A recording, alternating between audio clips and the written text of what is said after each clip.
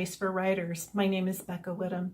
Today I am supplementing lesson number 27, chunking shallow POV out the window. POV stands for point of view.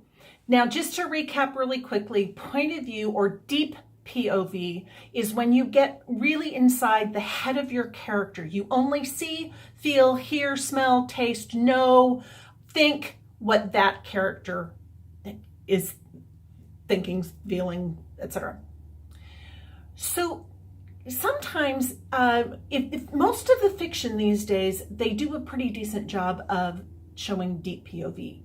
Where it really shows up, and some of that same technique of using deep POV is really effective also in nonfiction. So just for grins and giggles, I pulled two books on the exact same subject matter off of my shelves, and here are the opening paragraphs. He was 21 years old and knew that in a matter of moments he would die. His request for a clergyman, refused. His request for a Bible, refused. After writing a letter or two to his family, this Yale graduate uttered with dignity the famous statement, "I only regret that I have but one life to lose for my country." Talking about Nathan Hale. So that's paragraph number 1 of George Washington's Secret Six by Brian Kilmeade. Now here's Washington's Spies by Alexander Rose. Opening paragraph.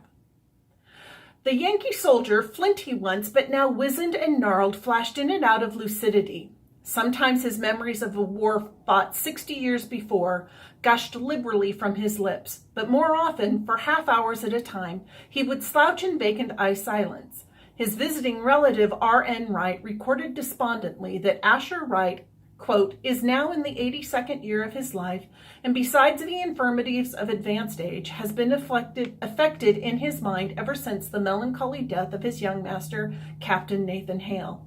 What is gathered of him can be learnt only at intervals and when he is in the humor of conversation, end quote. So the first one puts you right in there. Request for a clergyman, refused. Request for a Bible, refused. That's deep POV. That's when you're in the mind and in the heart of that character.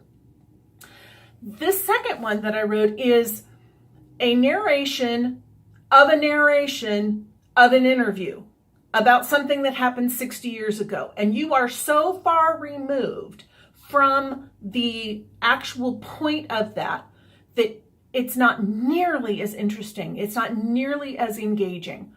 So even though these are nonfiction books, the first one utilized some of that same deep POV types of technique to capture your interest, to get you right there in the middle of the scene.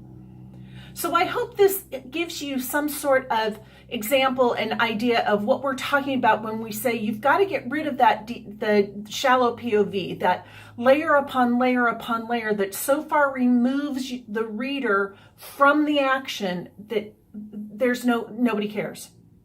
All right? Please like and subscribe, and we'll see you next time here at the Right Nook. Thanks for watching.